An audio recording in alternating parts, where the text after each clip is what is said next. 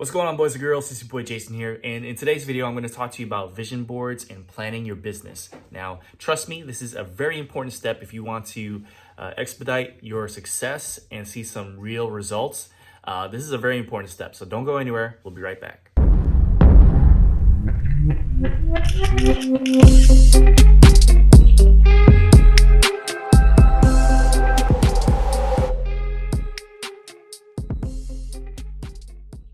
All right, so in today's video, this is a little bit different. I want to talk about vision boards and planning things out. Now, this is my home office. This is where I work 24/7. It seems like 24/7.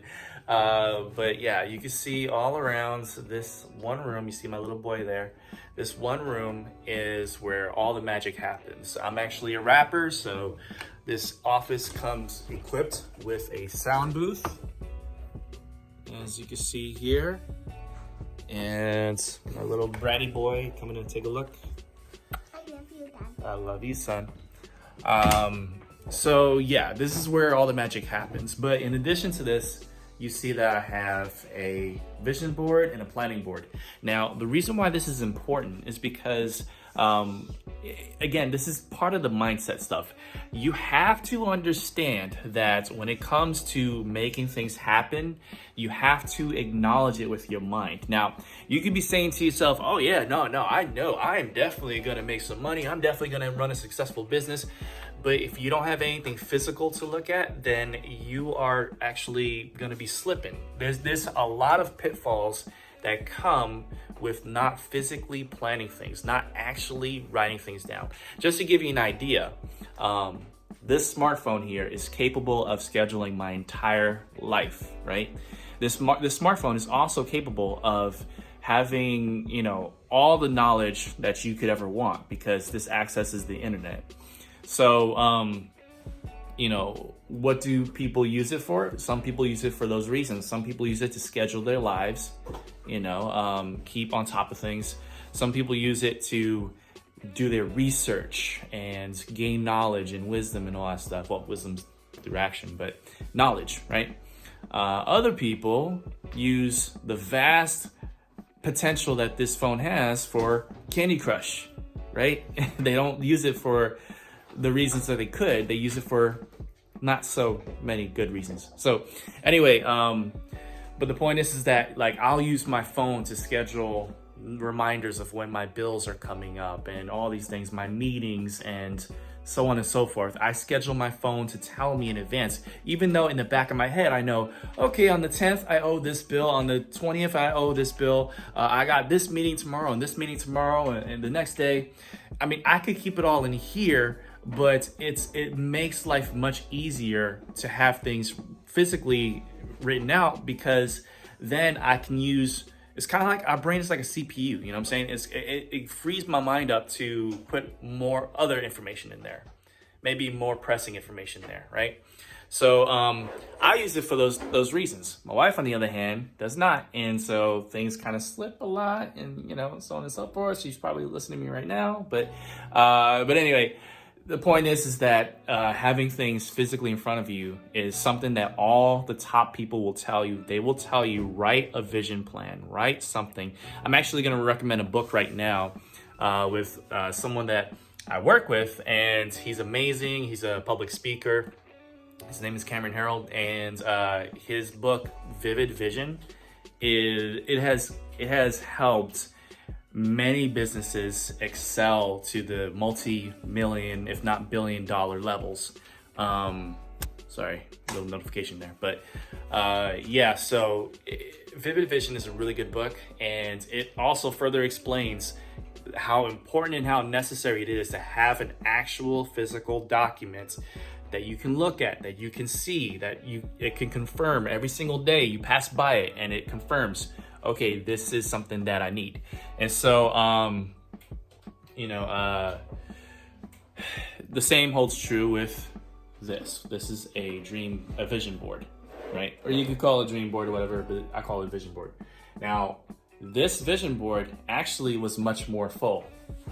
This board had a lot more stuff in it, but as things were coming true, I took them down. So it looks kind of bare right now. You know, it's probably not the greatest example. Like, oh, you telling me to make a vision board. What about you? You ain't got much stuff on there. Well, that's because I put them up there and I take them down whenever they come true. And a ton of stuff has been coming true. Right now, the main thing I have up here is the dream car that I want. This is cheaper, so you know, if I really want to get a dream car soon, then I'll go for the Honda Civic Type R. But what I really want is the C8 Corvette. The C8 Corvette. That's my dream car right there. That's the one that I want to sit in and I want to drive around. It's not practical by any means, but you know, there was another car here for the family, the Honda Odyssey. This was here for about a year, 2 years maybe. We've been wanting to get that car for a few years, right? Actually, since probably around 2014, around there. No. Yeah, actually, yeah. Around 2014, we've been wanting the Honda Odyssey. It's not here anymore. Do you know why? Because we currently own a Honda Odyssey. A really good Honda Odyssey. It's got all the bells and whistles, and it's really cool. It's really cool. So and that works because, you know, got 3 little ones, as you can see. Here's one of them. We got 3 little ones. So obviously it's important, and it gives us all the space we need, and it's good for traveling, and it's good for touring because when I do music, we can carry merchandise in there, right? So that's the practical car. We got that.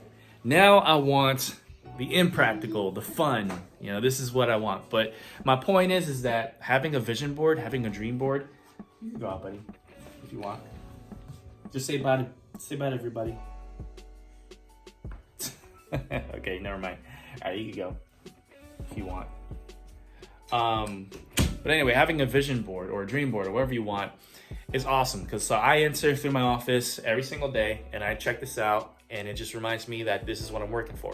Now, is this the end goal? No. This is to tell my mind that once I reach a certain income level, I can treat myself with these things, right? You have to enjoy life. You have to treat yourself with, you know, things that are enjoyable for you. And if you don't have those check marks, those checkpoints, you know, you're not going to have the motivation. You're going to lack the motivation. So it sounds selfish, and I'm one of the least selfish people I know. But, you know, you have to have selfish goals, like even if it's a smaller thing, you know, but you start off small, you know, so if you're starting from 0, you say, okay, by the time I earn $500, I'm going to take myself out to dinner, something very simple. And then the next goal, once I hit 1,000, I'm going to buy an iPhone, I don't know, something like that, right? And then so on and so forth. You know, the higher the income level you get, the more nicer the gift you get yourself. And that gives you the motivation to move on, to hustle for the next goal and the next goal and the next goal. It's not up here yet, but we do want a new house. We do want land, like lots of land and a big house.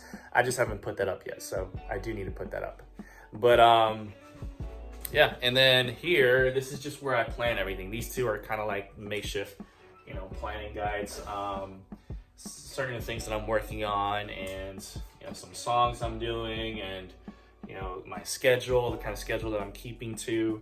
I also have this on my phone, but you know, it's here for reference. Current plans, side hustles, projects that I'm working on. So all this stuff here, and I sit from my seat and I can see it right there, and it's there to remind me of what my goals are, what I'm doing, and how I'm hustling. So yeah, I mean, you can have yours written down in different ways, but I'm telling you that working this way will show you, will give you the physical element that grounds you into working towards your goals. If you don't have it, if you just keep it in here, it's going to be a lot more difficult, believe me. So remove the difficulty and work on your vivid vision. Create your plan. And also, as you're creating the plan, Write down write down your goals, and write down how long it will take you to get to those goals. And don't start with the, well, I don't know. Go ahead and make them. You know, don't just guess. Just say, by this time, I'm gonna have it. I may not have it all figured out. I may not know how I'm gonna do it, but I will get there. Make those goals, and that way you can work hard for them. Once you make those goals, give yourself a reward for once you reach them. You have to reward yourself. Life has to be fun. You have to enjoy this. So, Vivid Vision by Cameron Herold. Check that out. I'll have a link in the description below. And plan your future. All right. So that's all I got for you, and I hope you enjoyed this video. All right, hope you enjoyed that video. As always, please give me a thumbs up. That tells the YouTube algorithm that you enjoyed this content. Also, hit the subscribe button and also click the bell notification to be updated on future videos. And last but not least, click that link in the description box below if you want to know how I'm able to generate income online. And also, I will be able to guide you and be your coach throughout the whole process. So that's all I got, and I'll talk to you guys soon. It's Jason. Much love, God bless, and as always, peace. I should make money for free. Yeah, that's how money works. Money for free. If I ain't got a boss, then it's not a legal way to make money. You gotta know that's true, right? You gotta have a boss for you. Okay. The only way to make money is by spending a crazy amount of time. If I'm not like slave or nothing like that, okay? But, okay, here we go. Nobody makes money from home. This COVID thing is just a fluke. We're gonna be in office again, and if you seriously want to help me, you should just give me money. You know, I mean, that's how you can show me